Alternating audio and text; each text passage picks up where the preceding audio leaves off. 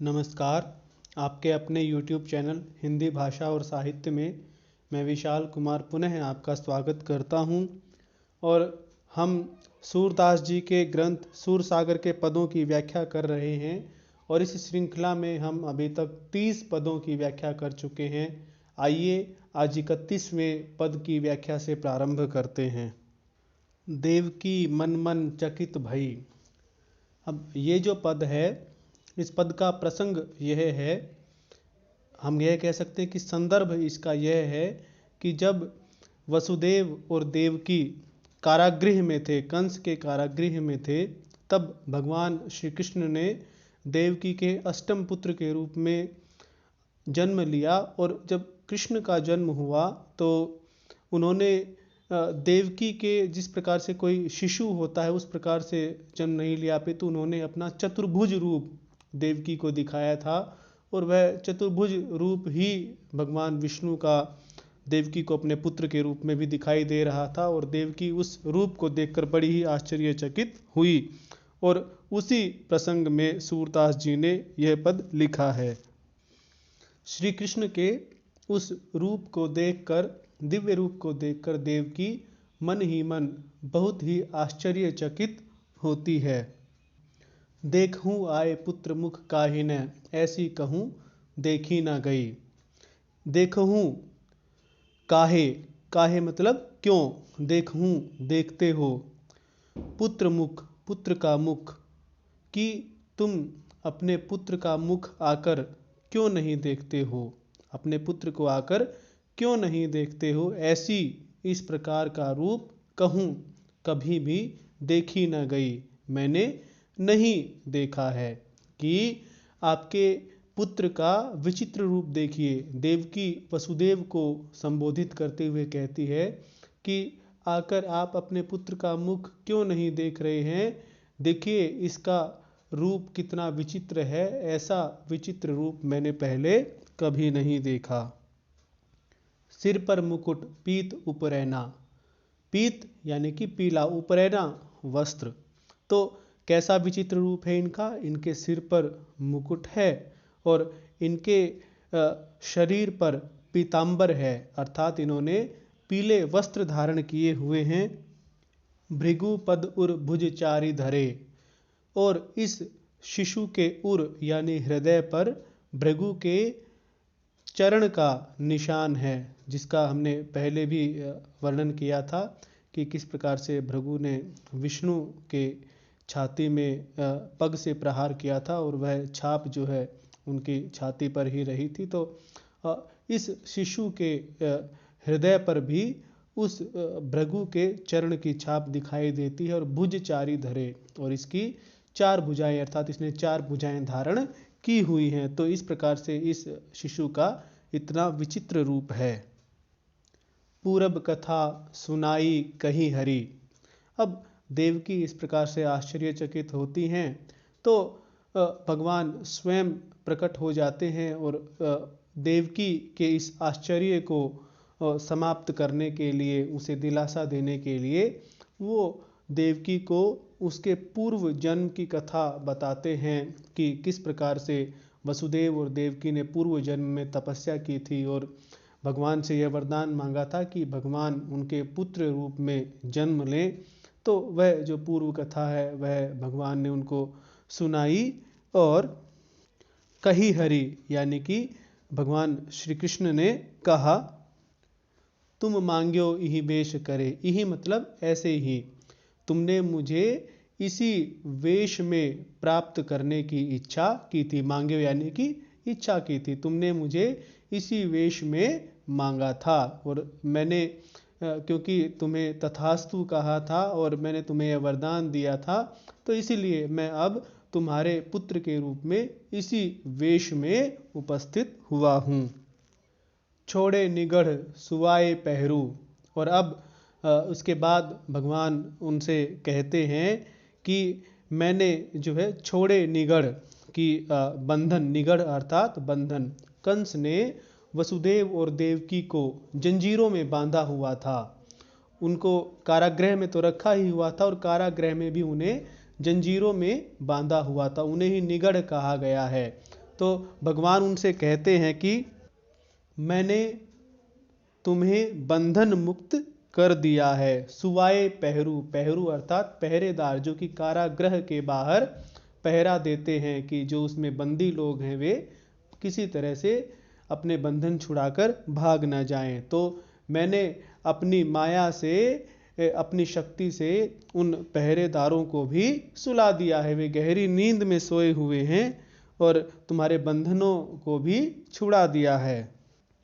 द्वारे को कपाट उघरियो, कि मैंने जो कारागृह का दरवाज़ा है उसके जो कपाट हैं, वह जो दरवाज़ा है उसको मैंने उघरियो यानी कि खोल दिया है। तुम्हारे जंजीरों वाले बंधन भी टूट गए हैं, पहरेदार सो गए हैं और जो दरवाजे हैं कारागृह के वे खुल गए हैं। अर्थात तुम अब पूरी तरह से कहीं जाने के लिए मुक्त हो।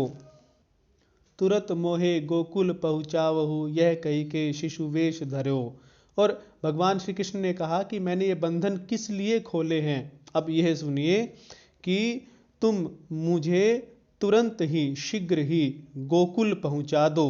बस उन्होंने इतना ही कहा और फिर से शिशु वेश, जिस प्रकार से कोई छोटा बच्चा जब जन्म लेता है नवजात शिशु की तरह उन्होंने रूप धारण कर लिया। देखिए जब वो भगवान देवकी के पास आए तो उन्होंने चतुर्भुज रूप, और जिस प्रकार से भगवान विष्णु का रूप होता है वैसा रूप धारण किया था।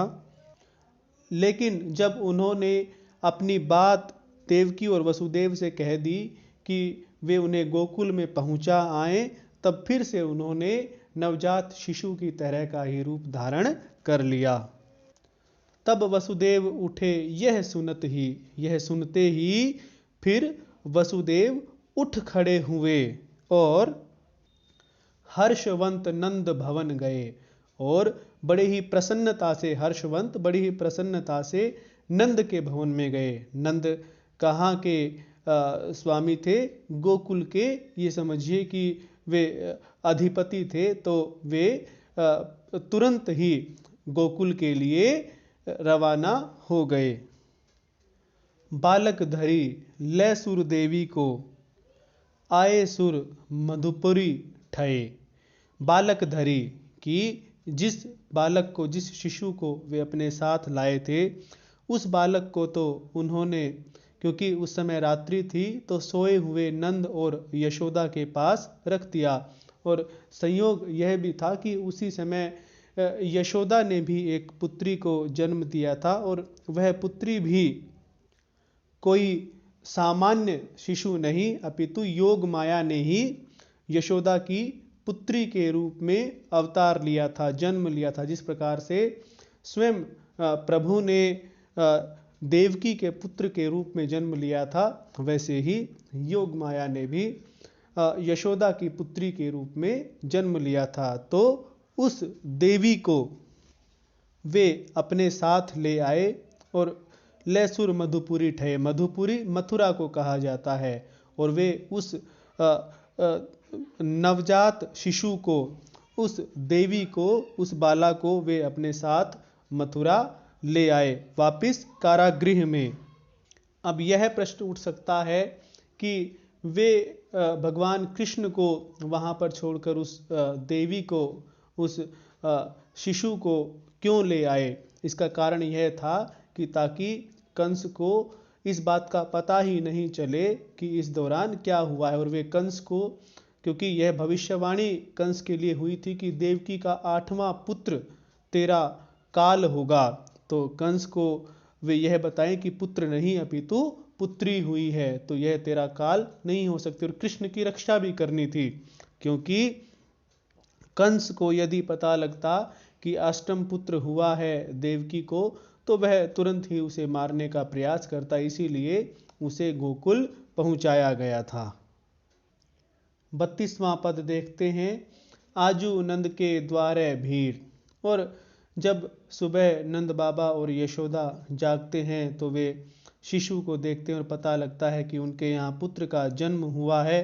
तो बहुत ही आनंद का उत्सव नंद गांव में मनाया जाता है, गोकुल में मनाया जाता है, नंद के घर में मनाया जाता है। और उसी उत्सव को लेकर आज बाबा नंद के द्वार पर बहुत अधिक भीड़ लगी हुई है। जो लोग उन्हें बधाई देने के लिए आते हैं, उन लोगों की भीड़ बाबा नंद जी के द्वारे पर लगी हुई है। इक आवत इक जात विदा हुए, इक ठाड़े मंदिर के तीर।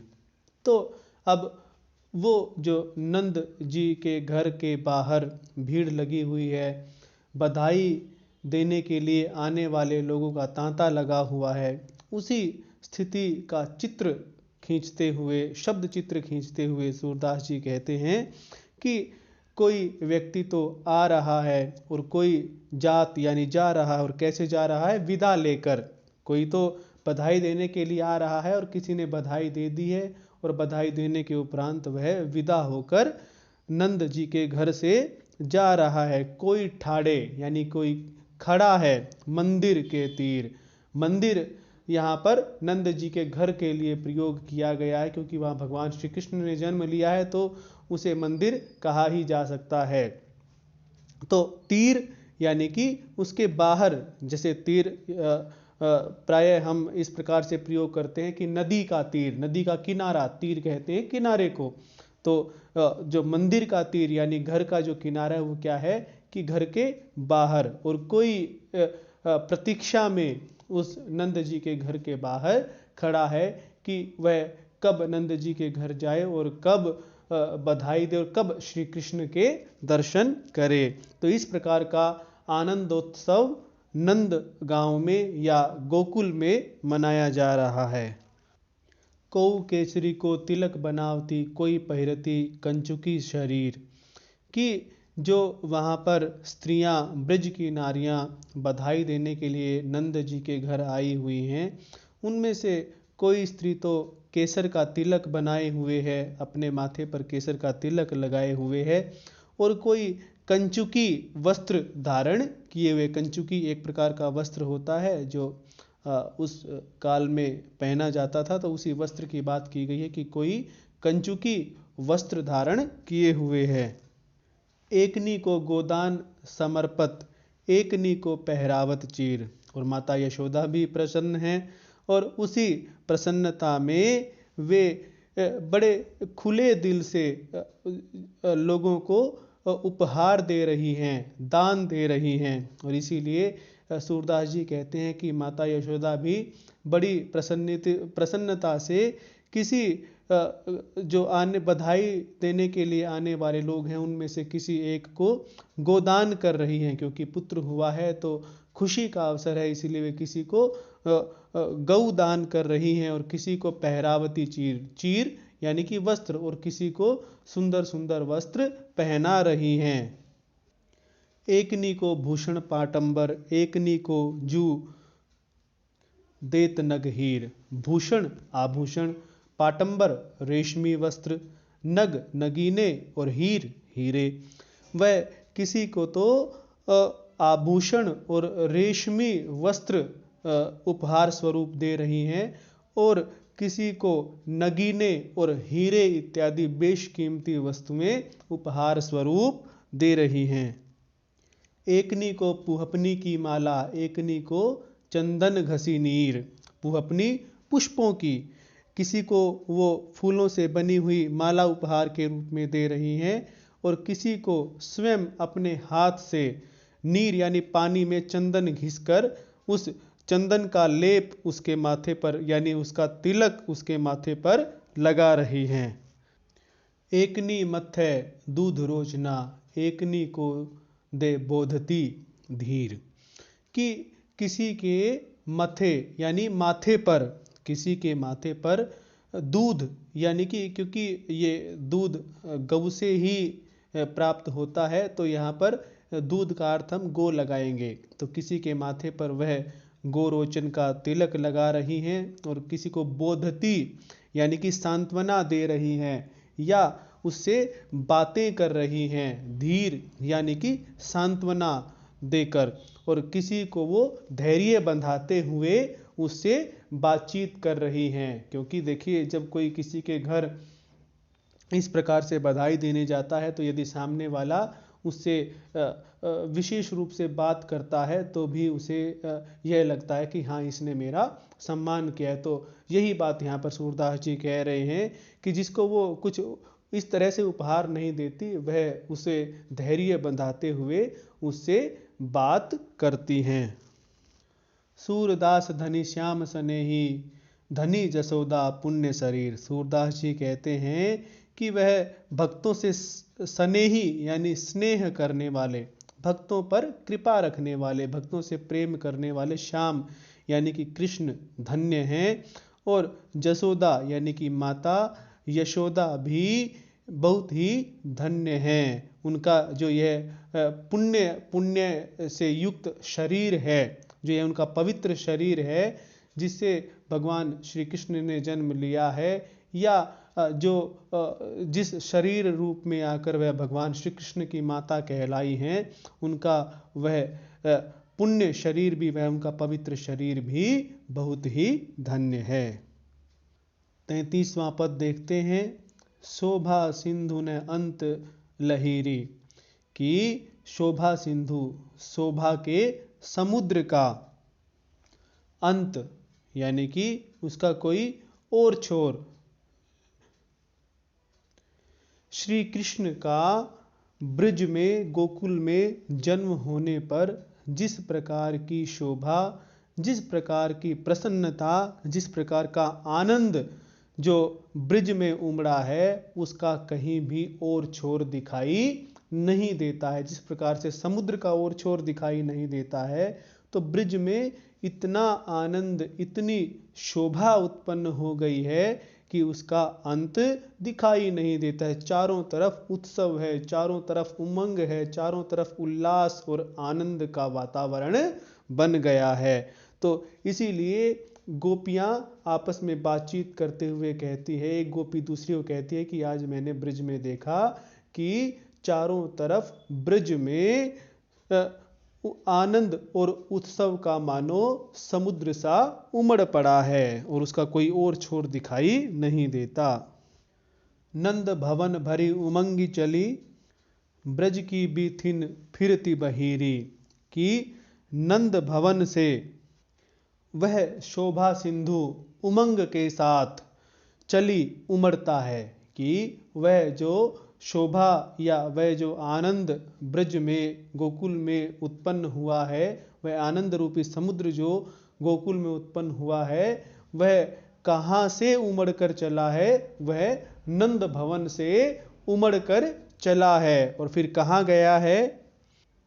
ब्रज की बीथिन, बीथिन मतलब गलियों में, फिर रहा है, यानी कि वह विस्तृत हो गया है, फैल गया है, बहिरी बहकर, कि जो शोभा रूपी समुद्र, जो आनंद का समुद्र नंद के भवन से उमड़ा था, वह अब इतना अधिक हो गया है कि ब्रज की सभी गलियों में उस आनंद रूपी समुद्र का जो जल है, वह ब्रज की गलियों में चारों तरफ फैल गया है।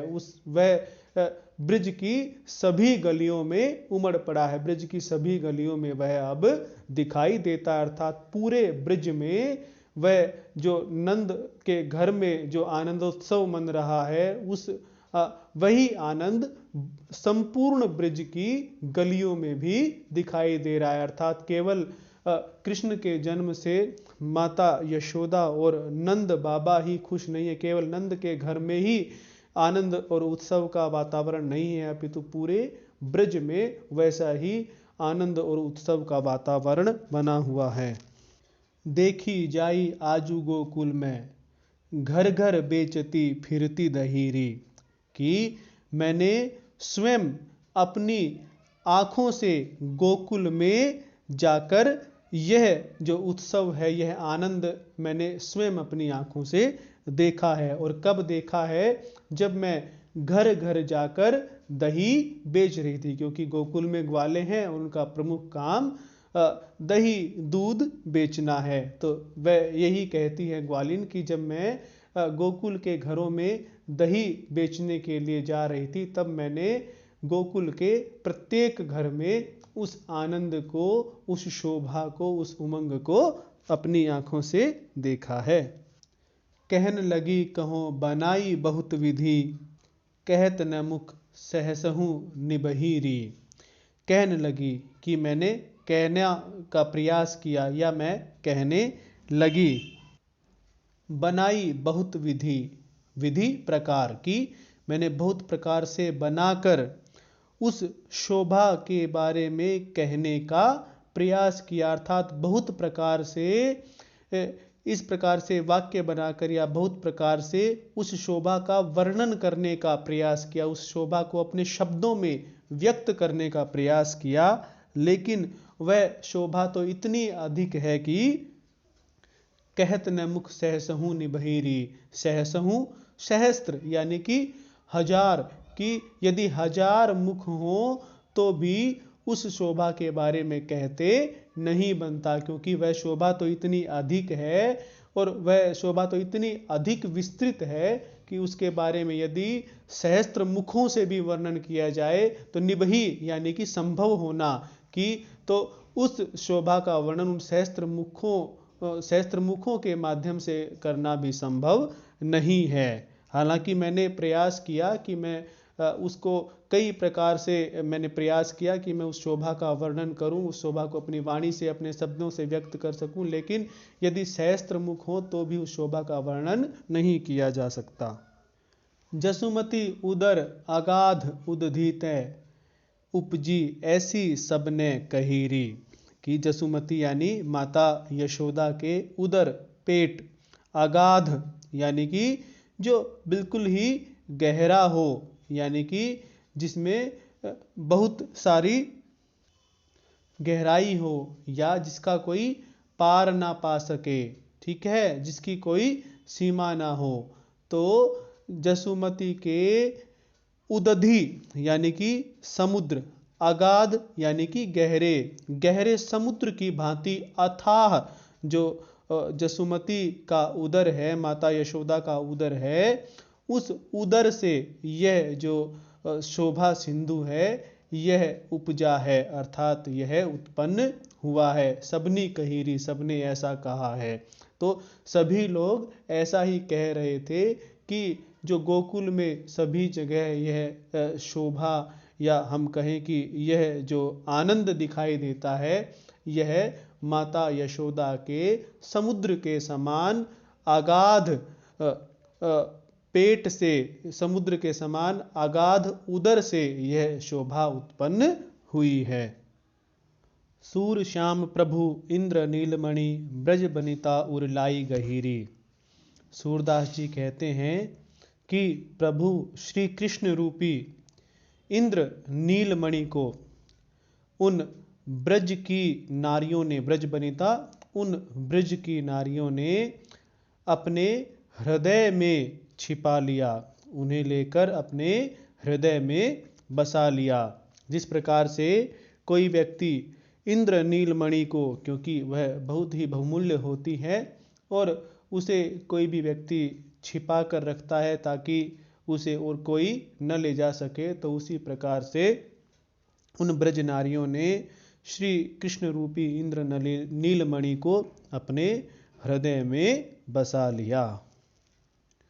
अब 34वें पद की व्याख्या करते हैं। जसोदा हरि पालने झुलावे। माता यशोदा श्री कृष्ण को पालने में झुला रही हैं। हलरावे दुलराई मलहावे जोई सोई कछु गावे।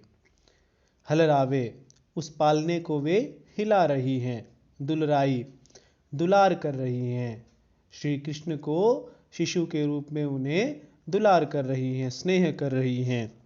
मलहावे लोरी गा रही हैं, जोई सोई कछु गावे, और अपने ही मन में जो कुछ भी जो उनको मन में अपने पुत्र के प्रति स्नेह के रूप में उनके मन में उद्गार उत्पन्न होते हैं उन्हें वह अपनी वाणी से गा रही हैं। जो कुछ भी उनके मन में स्नेहमय उद्गार उत्पन्न हो रहे हैं वे यशोदा मैया उस समय गा रही हैं। मेरे लाल को आओ निंदरिया काहे न आनी सुवावे। माता यशोदा कहती हैं कि हे निंदिया तुम मेरे लाल के पास आ जाओ और तुम आकर मेरे लाल को क्यों नहीं सुला देती हो। अर्थात नींद से कहती हैं कि तुम मेरे लाल के पास आओ और आकर उसे सुला दो। तू काहे नहीं वेग ही आवे तो को कान्ह बुलावे। तू वेग से शीघ्रता से क्यों नहीं आ रही है, तुझे ये कन्हैया बुला रहा है। यह बात भी माता यशोदा नींद को कह रही हैं। कबहुक पलक हरि मूंद लेत हैं, कबहुक अधर फरकावे। और श्री कृष्ण भी बाल रूप में, शिशु रूप में अपनी लीलाएं दिखा रहे हैं। और बिल्कुल जिस प्रकार से शिशु करता है उसी प्रकार से कभी तो वह अपनी आंखें बंद कर लेते हैं और कभी अपने होठों को फड़काने लगते हैं। अर्थात जिस प्रकार से कोई छोटा बच्चा अपने होठों से कुछ बोलने का प्रयास करता है और उस क्रिया में उसके होंठ फड़फड़ाने लगते हैं, फड़कने लगते हैं, तो वैसे ही श्री कृष्ण भी उसी प्रकार की लीलाएं कर रहे हैं। सोवत जानी मोन वह कह रही, करी करी सैन बतावे। सोवत जानी, और फिर माता यशोदा श्री कृष्ण को सोया हुआ जानकर मौन वह कह रही, मौन रहकर करी करी शयन बतावे। शयन मतलब शयन का संकेत। श्री कृष्ण को सोया हुआ जानकर माता यशोदा संकेत से सोने का संकेत करके दूसरों को यह बता रही हैं कि श्री कृष्ण सो रहे हैं और वे शोर ना करें। करी करी शयन बतावे कि वे शयन का संकेत कर करके दूसरों को बता रही हैं, दूसरों को चुप रहने के लिए कह रही हैं। इही अंतर अकुलाई उठे हरि, जसुमति मधुरे गावे। यही अंतर, इसी बीच अकुलाई, व्याकुल होकर, बेचैन होकर उठे हरि, श्री कृष्ण उठ जाते हैं, जाग जाते हैं। और फिर माता यशोदा फिर से मधुर लोरी गाने लगती है। जसुमति मधुरे गावे, माता यशोदा फिर से मधुर लोरी का गायन करने लगती है ताकि श्री कृष्ण फिर से सो जाएं। जो सुख सूर अमर मुनि दुर्लभ, सो सुख नंद भामिनी पावे।